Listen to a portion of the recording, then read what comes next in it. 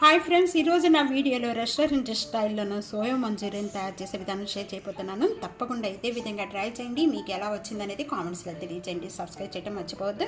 ఇది ఎలా తయారు చేయాలో చూసేద్దాం. ఇంకెందుకు లేటు, రండి. ఫ్రెండ్స్ నమస్తే, వెల్కమ్ టు ఆనూస్ కిచెన్.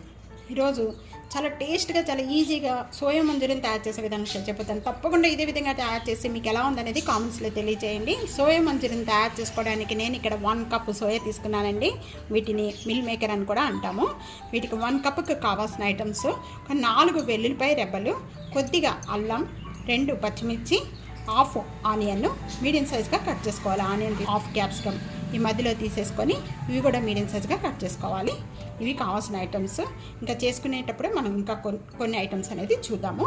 ఇక్కడ ఒక బౌల్ తీసుకున్నామండి. ఆ బౌల్లో వేడిగా కాచుకున్న వాటర్ అంతా కూడా ఒక బౌల్లో వేసేస్తున్నాను. ఈ సోయా కూడా దీంట్లోనే యాడ్ చేసేసుకోవాలి. యాడ్ చేసుకున్న వాటిని అన్నిటిని కూడా వీటిని బాగా కలుపుకోవాలండి.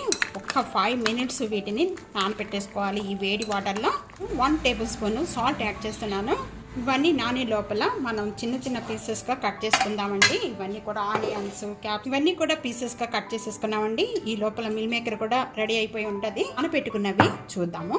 వేడి వాటర్లో నానబెట్టుకునేవి 5 మినిట్స్ అయిపోయిందండి. 5 మినిట్స్ అయిపోయిన వెంటనే కూడా వీటిని పట్టుకున్న వెంటనే కూడా ఈ విధంగా ప్రెస్ చేస్తే లోపల అంత పైన అంతా కూడా స్పాంజీ లాగా మెత్తగా ఉండాలండి.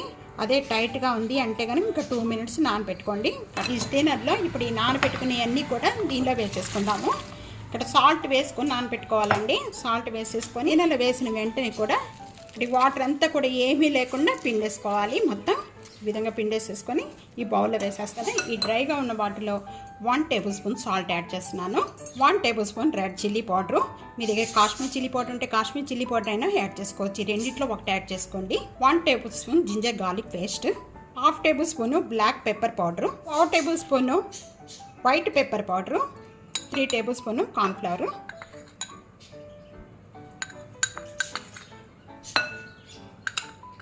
ఇవన్నీ కూడా ఈ ముక్కలకి అన్నిటికి బాగా పట్టించేసేయాలండి. ఈ మొత్తం కూడా మనం చేత్తోనే కలిపేద్దాం. అన్నీ బాగా కలుస్తాయి చేత్తో కలపడం వల్ల. ఇంకా వాటర్ కానీ ఏం కూడా యాడ్ చేయొద్దండి. ఈ మొత్తం కూడా ఈ విధంగా ప్రెస్ చేస్తూ కూడా పట్టించాలి. కొంచెం ఆయిల్లో ఫ్రై చేసుకోవాలి.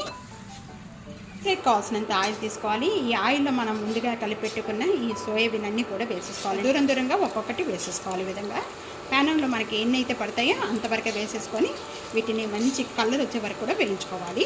వీటిని వేయించుకునేటప్పుడు మీడియం ఫ్లేమ్లో పెట్టుకొని హై ఫ్లేమ్లో అడ్జస్ట్మెంట్ చేసుకుంటూ వేయించుకోవడానికి. లో ఫ్లేమ్లో అనేది పెట్టద్దు, ఆయిల్ పీల్చేస్తుంది. వాళ్ళు లైట్ గోల్డెన్ కలర్ వచ్చినాయి చూస్తున్నారు కదా. ఇంకా ఎక్కువగా అనేది వేయించుకోవద్దు. ఈ విధంగా వేయించుకోవాలండి. ఈ విధంగా పట్టుకోగానే వీళ్ళ మెత్తగా ఉండాలి. స్పాంజీ లాగా ఉండే వరకు కూడా వేయించుకోవాలి. బాగా వేయించుకున్నారంటే కనుక పకోడీలాగా అయిపోయి అంత టేస్ట్ ఉండదండి. ఇది సోయా మంచూరియన్ తయారు చేసుకోవడానికి వేరొక ప్యాన్లో స్టవ్ ఆన్ చేసేసుకొని 2 టేబుల్ స్పూన్ ఆయిల్ యాడ్ చేస్తున్నానండి. ఇప్పుడు మనం వేయించుకున్న ఆయిలేనండి. ఆయిల్ బాగా కాగిపోయిన వెంటనే కూడా వెల్లుల్లిపాయ రెబ్బలు చిన్న చిన్న పీసెస్గా కట్ చేసుకున్న, అలాగే అల్లము, కొద్దిగా పచ్చిమిర్చి, capsicum pieces, onions, 1 pinch salt add చేస్తున్నాను. 1 టేబుల్ స్పూన్ వెనిగర్ వేస్తున్నాను.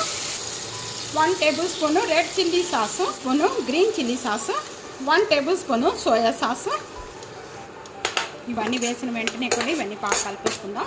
స్పూను టమాటా కెచప్ వేస్తున్నానండి. ఇది వేయటం వల్ల చాలా టేస్ట్ వస్తుంది. పిల్లలు కూడా బాగా ఇష్టపడతారు. బాగా కలుపుకుందాము.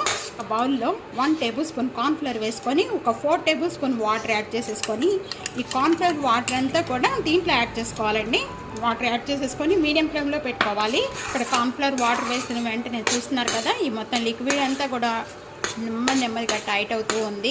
ఈ విధంగా టైట్ అయిపోయిన వెంటనే కూడా మనం ముందుగా వేయించుకున్న సోయాబీన్ అన్నీ కూడా దీంట్లో వేసేసుకోవాలి. వీటిలో వేసుకున్న వెంటనే ఇంకా స్టవ్ బంద్ చేసేసుకోండి. ఇది టైట్గా అయిపోతుంది.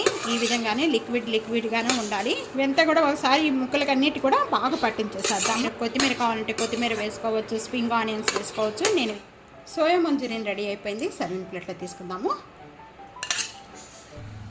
ఎంతో స్పైసీగా టేస్ట్గా ఉండే సోయా మంచూరియన్ రెడీ అయిపోయింది. తప్పకుండా ఇదే విధంగా ట్రై చేసి మీకు ఎలా ఉందనేది కామెంట్స్లో తెలియజేయండి. సబ్స్క్రైబ్ చేయడం మర్చిపోద్ది. ఫ్యామిలీతో, ఫ్రెండ్స్తో షేర్ చేస్తున్నాను. వీడియోని లైక్ చేస్తుంది. Thank you for watching.